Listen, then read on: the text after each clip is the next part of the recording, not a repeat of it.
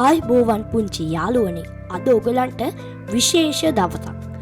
ඒ තමා ඔගොල්ලෝ ආසාවෙන් බලන් ඉන්න අවකාශ මීඩියා ප්‍රෝග්‍රෑම් එකේ කතා මංජරි වැඩසටහන් සමගයි ඔගොල්ලෝ මේ දැන් රැඳී සිටින්නේ. අද ඔගොල්ලෝ දන්න ප්‍රවීණ නිවේදක ප්‍රසන්න චන්දර බණ්ඩාර මහමත් සමග තමා අපි මේ අවස්ථාවේදී සුවඳ හමුව පවත්වන්නේ. මට මාමගෙන් දැනගන්න දෙයක් තියෙනවා. මාමගේ ළමා කාලේ මට මතක ඈතම මතකය මොකක්ද? අනේ හරි ලස්සන ප්‍රශ්නයක්. බොහොම ස්තුතියි පුතා. මේ ප්‍රශ්නය අහුවට මං හරිම කැමති ප්‍රශ්නයක් ඔයා ඇහුවේ. මට ළමා කාලේ ඈතම මතක දෙකක් තියෙනවා. ඔයා දන්නවද මට තාම අම්මගේ කිරිසුවඳ මතකයි. එක පාට මතක් වෙනකොට ඒ කියන්නේ මෙන්න මෙහෙම සුවඳක් නේද කියලා එක වචන වලින් අපිට කියන්න බෑ. හැබැයි මට මතකයි. ඒ කියන්නේ මං චූටි කාලේ අර මේ මට හිතෙන්නේ ඔය දාන ගගා ඇවිදින කාලේ වෙන්නේ නැති නේද? ඒ කාලේ රූප විදිහට මතක නෑ. ඒ කියන්නේ මට වීඩියෝ එකක් වගේ එහෙම මතක නෑ. දාන ගාගෙන ගියා නෑ, කිට්ටාය වැටෙන්න ගියා එහෙම මතක නෑ. හැබැයි මට කිරි සුවඳක මතකයක් තියෙනවා. ඒක ඔස්සේ මම හිතනවා පුංචි කාලේ මෙහෙම ඉන්නේ නැති නේද කියලා. දෙවනි මතකයේ තමයි ඈතම ඒ කියන්නේ මට මේ රූපමය වශයෙන් තියෙන මතකයේ තමයි අපි ලදරු පාසල් යනවනේ නේද? චූටි කාලේ ලදරු පාසලේ අවසානයේට තියෙන විවිධ ප්‍රසංගයේදී හරි අපූර්ව සිද්ධියක් වුණා. ඒක තමයි මට මතක. මම උතනදී අපූර්ව කියන වචනේ පාවිච්චි කළේ ඇයි දන්නවද? ඊට කලින් මට එහෙම දෙයක් වෙලා මතකයක් නැහැ. මං හිතන්නේ මගේ ජීවිතේ පළවෙනි වතාවට එහෙම දෙයක් වෙන්නේ නැත්තේ. එතකොට අපූර්ව කියන වචනේ අපිට පාවිච්චි කරන්න පුළුවන් වෙන්නේ පෙර නොවූ විරූ කියන අදහසින්. ඒ කියන්නේ ඊට කලින් එහෙම දෙයක් වෙලා නැති දේවල් වලට විතරයි අපූර්ව කියන වචනේ පාවිච්චි කරන්න පුළුවන්. ඒ නිසා දැන් මම මේකට අපූර්ව කියලා කිව්වේ. මට තියෙන හරි ලස්සනම ඈතම මතකයේ තමයි ලදරු පාසලේ දැන් අපි අවුරුද්දක් තිස්සේ ඉගෙනගෙන අන්තිමට තියෙනවනේ විවිධ ප්‍රසංගයක්. ඔන්න ඕකෙදී මම නැටුමකට හිටියා. ඒකේ මම හිටියා අර දෑකැති නැටුමකට. මට මතකයි ඔය කටුපත පුංචි ලදරු පාසලක්. ඉතින් අපේ පුංචි අම්මා, මං චූටි අම්මා කියලා කිව්වේ ඒ කාලේ. එතකොට එයාත් ඉස්කෝලේ යනවද මන්ද ඒ ලෙවල් වගේ මං හිතන්නේ. එයා මේ ඊයන් කොළ වලින් අලවලා ඒ කියන්නේ කාඩ්බෝඩ් වලින් හදලා ඊයන් කොළ අලවපු ලස්සන දෑකැත්තක් හදලා දුන්නා මට ඔය නැටුමට. දැන් නැටුමට ඔන්න මෙන්න කියලා දෙද්දි අනේ මං අර දඟකාරකමට දෑකැත්ත අර එක විදිහකට ඉන්න බෑනේ චූටි කාලේ නේද? දෑකැත්ත මං කඩාගෙන. දැන් දෑකැත්ත කැඩිලානේ. ස්ටේජ් එකට නගින්න දෑකැත්ත අර කැඩිලා දෙකට කොහොම කැඩලා දැන් වැනෙනවා. අනේ දෑකැත්ත කැඩුන එකට මං අඩන්න ගත්තා. දැන් අනිත් ළමයි ස්ටේජ් එකට නගිනවා පොලිවේ. මං හයියෙන් අඬන්න ගත්තා. මට ඒ ඇඬුව මතකයි. ඊට පස්සේ මං හිතන්නේ කොහොම හරි ඉතින් එතන හිටපු ටීචර් හැම මොන්ටිසෝරියේ මේ කොහොම හරි මගේ අඬන එක නවත්තලා නැටුමටත් මාව යවුවා අර කැඩිච්ච දෑකත්ත පිටින්ම. නැත්තම් ඒක මොනවා හරි කරලා ටක් ගාලා හැදුවා. හදලා මාව ස්ටේජ් එකට නැග්ගුවා. මට ඈතම ළමා කාලේ උක තමයි මතක තියෙන්නේ. ඒ කියන්නේ මට මතක තියෙන ඈතම ළමා කාලේ සිද්ධියත් ස්ටේජ් එකක සිද්ධියක් පුතේ. එතකොට මාමේ දැන් කාලේ පෙර පාසල් යන ළමෙක් ස්ටේජ් එක ගාව ඉන්නකොට මාමට කොයි වගේද දැනෙන්නේ? මාම මොකක්ද කරන්නේ ඒ වෙලාවට? අනේ මට මගේ පුංචි කාලේ මතක් වෙනවනේ. අන්න ඒකයි අපිට අතීතයේ මතක තියාගන්න එකේ වටිනාකම. මතක තියාගෙන ඉඳලා විතරක් වැඩක් නැහැ.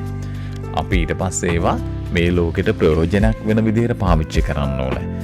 එහෙම හැම තැනකදීම මම පුළුවන් තරම් දරුවන්ට උදව් කරන්න උත්සාහ කරනවා. මේ මට වෙච්ච සිද්ධියක් මතක් කරන්නද මම?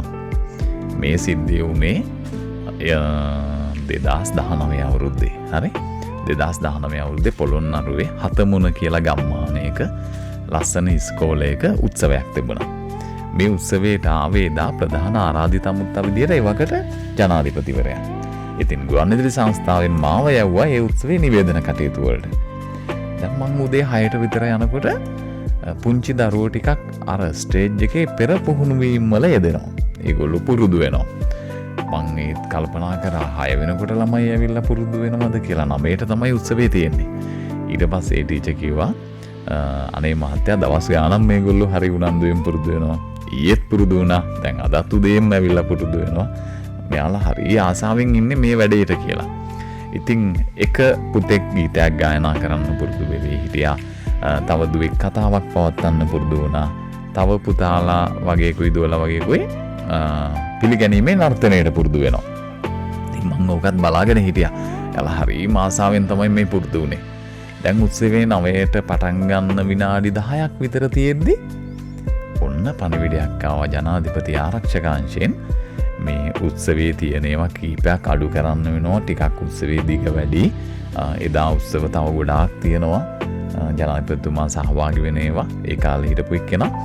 මේ ඉතින් ඒ නිසා මේ උත්සවයේ සමහර ඒවා අඩු කරන්න වෙනවා කියලා අනේ න්‍යාය පත්‍රය සංශෝධනය කරනවා කියලා අර දවස් ගාණක් පුරුදු වුණු පුංචි දුවගේ කතාවත් ඒකෙන් අයින් කරලා තිබ්බා. දැන් එයාගේ මූණ රතු වෙලා ඇස්වල කඳුළු පිරුණා. ඉතින් ඒ විදුහල්පතිතුමයි ආචාර්ය මණ්ඩලයයි මමයි හැමෝම උත්සාහ කරා මේ කතාව දාගන්න. වැඩේ හරි ගියේ නැහැ. එතකොට ඔන්න මට මගේ පුංචි කාලේ මතක් වුණා. දෑකැත්ත කරලා මං ස්ටේජ් එකට නගින්න බැරුව අඬපු දවස මතක් වුණා. මං ඊට පස්සේ මෙහෙම වැඩක් කරා. මං ගිහිල්ලා ඒ පුංචි දුව ළඟට ගිහිල්ලා කිව්වා දුව ඔයා අඬන්න එපා. ඔහොම ඉන්න වැඩ ඉවරනකන් යන්නත් එපා කියලා. දැන් එයාගේ කතාව බලන්න එයාගේ නෑදෑයොත් ඇවිල්ලා. ඒ ගමේනේ. ගමේම අය ඇවිල්ලා. පන්තියේ යාළුවෝ ඉස්කෝලේ යාළුවෝ මෙයා ලස්සනට කතා කරනවා බලන්න බලාගෙන ඉන්නවා. ඊට පස්සේ දැන් මොකද කරන්නේ? දැන් කතාව නැහැනේ. මං කිව්වා ඔයා යන්න එපා ඔහොම ඉන්න කියලා. ඊට පස්සේ ඔන්න ජනාධිපතිතුමා ආවා. උත්සවය පටන් ගත්තා.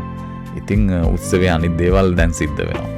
එතකොට අර යත් එක දවස් ගාණක් පුරුදු වුණු යාළුවෝ ටික නටන දිහා එයා එළියට වෙලා බලාගෙන ඉන්නවා. එයත් එක්ක දවස් ගාණක් ගීතය ගායනා කරන්න පුරුදු වුණු අනිත් යාළුවා අනිත් පුතා ගීතය ගායනා කරද්දි අර දුව ඈතට වෙලා බලාගෙන ඉන්නවා. මං ඉතින් කැමරාවලට පේන්න නැතු වෙන්න අතින් ඔහම හිතත් ඇදුවා. ඔහොම ඉන්න කියලා හරි. දැන් උත්සවය ඉවර වුණා. ඉවර වුණාට පස්සේ මං කළේ එතන හිටිය අනිත් හැමෝම ජනාධිපතිතුමා ළඟට ගිහිල්ලා ජනාධිපතිතුමාව වට කරගත්තා. මම ගියේ අර දුව ළඟට. ගිහිල්ලා යාව අතින් අල්ලගෙන එක්කම ස්ටේජ් එකට. එක්ක ඇවිල්ලා යාව වෙනුවෙන් ලස්සන පෝඩියම් එකක් හදලා තිබුණා. අර ලොකු පෝඩියම් එකේ යා උස නැහනේ. ඒ චූටි එකක් නිල් පාට මල් ගහලා ලස්සනට හදලා තිබුණා. ඊට පස්සේ මම ඒ පෝඩියම් එක ළඟට එක්ක ඇවිල්ලා එතන හිට ගන්න කිව්වා. දැන් ඔන්න ඒ දුව එතන හිටගත්තා. මම ෆොටෝ එකක් ගත්තා යාගේ. ෆොටෝ එකක් අරගෙන යත් එක සෙල්ෆි එකකුත් ගත්තා. හරි. අරගෙන මං ඒ ෆොටෝ එක ගන්නකොට ඒ දුවගේ ටීචර් දුවගෙන ආවා ඉතින්. ඇවිල්ලා කිව්වා දුව යා චුට්ටක්වත් අදහිරවත් වෙන්න එපා. අඩන්නත් එපා. ජීවිතේ අපිට සමහර දේවල් අහිමි වෙන්නේ ඊට වඩා හොඳ දේවල් ලැබෙන්න කියලා ඒ ටීචර් දුවට කිව්වා. හරි ලස්සන පණිවිඩයක් නේද? ඩක් වටින පණිවිඩයක් ජීවිතේට. ඊට පස්සේ මමත් කිව්වා ඇත්ත ටීචර් කියන්නේ දුව. ඔයා අඬන්න එපා. ඔයා අද මෙතන කතාව පැවැත්වුවා නම් මේ ගමේ අය ඉස්කෝලේ අය විතරනේ දකින්නේ.